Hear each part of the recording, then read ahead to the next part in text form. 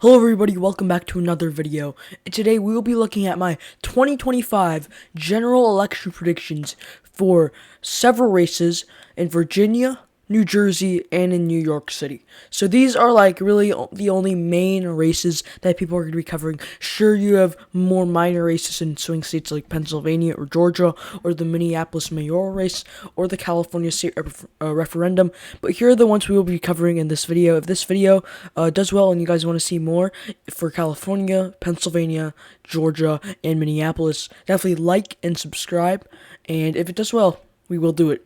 So we're going to be talking about the assembly house races in Virginia and New Jersey, the New Jersey gubernatorial race, the Virginia gubernatorial race, the Virginia lieutenant gubernatorial race, the Virginia attorney general race, and the New York City mayoral race.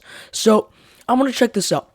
So this is a site called State Navigate, very awesome site. It tells you so much about like the state houses, but it also for 2025 it has released a forecast for a bunch of big races. So this is what we're going to be looking at for our House of Delegates. I mapped out the flips I have in Virginia. Everything else stays the same, so that's why I didn't map all like 100 seats. So this is what Virginia looks like. State Navigate has 7 flips for Democrats, the closest one being 1.9%. I actually say that as Republican. I think Chris Obenshine does hold on to his seat, but David Owen in the 57th district will lose his seat. In the 82nd district, Kim Taylor will lose her seat. Amanda Batten will lose her seat in the 71st district. In the 89th district, there is no incumbent. It is a vacancy. In the 22nd district, Ian Lovejoy will lose by 2.9% according to their forecast. 75th district, Kerry Coiner will lose by 2.7%. And obviously, I have Chris Obenshine holding on. So let's look at this map. So you have 2 likely Democratic flips and 4 lean Democratic flips. So I think the one in the near Fairfax is the 22nd district, Ian Lovejoy. The only likely Democratic ones are the 57th and 82nd district. So this would mean in total Democrats would gain 6 seats, and that would give them 57 to 43 in this House of Delegates. Now let's go to New Jersey. New Jersey, they have a General Assembly. Democrats, once again, the favorite. Currently, it's 52 to 48. State Navigate has it as 51 to 29. There's 80 seats in the General Assembly in New Jersey. Currently, it's 52 to 30, I believe. 52 to 38. No, 52 to 28. Sorry. So the one they think is going to flip is the 8th district. The 8th district. So every district has two seats, I believe. So wait, is it? Yeah, no, I think every district has 2 seats. So currently, State Navigate has 2 flips. One flip. I have 2 flips. I believe 2 seats in the General Assembly will flip for Republicans. The one State Navigate has is the one in the 8th district. So I put it there, here, and the second flip is in the 4th district. State Navigate has that one as a this is kind of confusing, I'm not gonna lie, but one of these seats here is very close. So I feel like 2 flips for the Republicans in the General Assembly. That will give them 30 seats to Democrats 50. Still a pretty massive supermajority for the Democrats in the State Assembly, but it is 2 flips for New Jersey Republicans. Now let's move on to the governor races. There are 2 governor races, obviously, one in Virginia, one in New Jersey. In the Virginia race, you have Democrat Abigail Spanberger going up against Lieutenant Governor Winsome Earle-Sears. I have Winsome Earle-Sears losing by 8%. And if we move to New Jersey, you have both of these seats are open. You have Representative Mikey Sherrill versus the candidate for this seat back in 2021 as well, Jack Ciattarelli.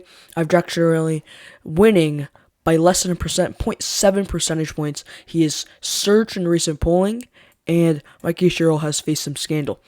Now, for the other races in Virginia, Lieutenant Governor, I feel like it's going to be around the governor's seat, because both of them, the governor, lieutenant governor, and attorney general, all of them are Republican incumbents. Governor and lieutenant governor all have one-term limits, while the Republican incumbent, Jason Miyares, is running for re-election. So, lieutenant governor, I think it's around the same. I think Ghazala Hashmi, the Democratic nominee, state senator from Southern Virginia, will win by 8% against very scandalous Republican John Reed. For the Attorney General's race, the Democratic nominee, Jay Jones, has faced so much scandal. He has called, there were texts about him wanting to kill police officers if that could make people rethink their choices. He said that he would want to shoot a former Republican opponent of his, the former Republican Speaker of the House in Virginia, Todd Gilbert, in the head twice, seeing his kids die in the arms of Todd Gilbert's wife.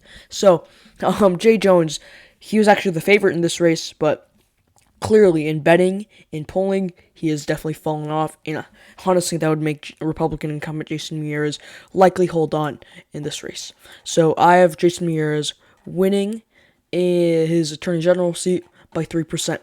Now let's move on to our final race that we're going to talk about in this video, and that's in New York. New York, you have, obviously, Zohran Mamdani, the Democratic nominee who just shockingly beat Andrew Cuomo, the establishment favorite in a Democratic primary, and Republicans renominating the same candidate they put up against Eric Adams in 2021, who lost by like 50 points, Curtis Sliwa. And Andrew Cuomo is running as an independent. So right now, we're kind of seeing Zohran Mamdani winning with like 45 or so percent, and then Andrew Cuomo at 30%, and Curtis Sliwa at like 15%, and you have like some undecideds. So Zohran Mamdani, he's likely to win by big margins in Manhattan. Because New York has 5 boroughs, I have Manhattan going to Zohran Mamdani by safe 17%. In Queens, I think this is Brooklyn. Both Queens and Brooklyn, I have both of them going likely Democrat. Mamdani wins Brooklyn by 11, and Queens by 9. Staten Island is really the only Republican borough in New York City. Curtis Sliwa, I have him winning by 9%. And in the Bronx, I have Andrew Cuomo actually winning by 3%. Andrew Cuomo does amazing among low-income African Americans. This was his best borough in the Democratic primary. He beat Zohran Mamdani by 18%. And Staten Island, very Republican borough, he actually only won by 8%. Actually, no, I'm going to put Manhattan. I'm going to switch to Manhattan and I believe, Brooklyn together. I'm going to put Brooklyn to safe Democrat. Brooklyn going to Mamdani by 17, Manhattan going to him by around 9, and Queens going to him by around 7, and then once again, Bronx going to Cuomo by 3, and Staten Island going to Curtis Sliwa by 9%. So these are all of my predictions. These are my governor predictions. These are my Virginia House of Delegates flips. These are my New Jersey General Assembly flips. So I hope you enjoyed this video, and I will see you next time. Please subscribe, like if you haven't already, and goodbye.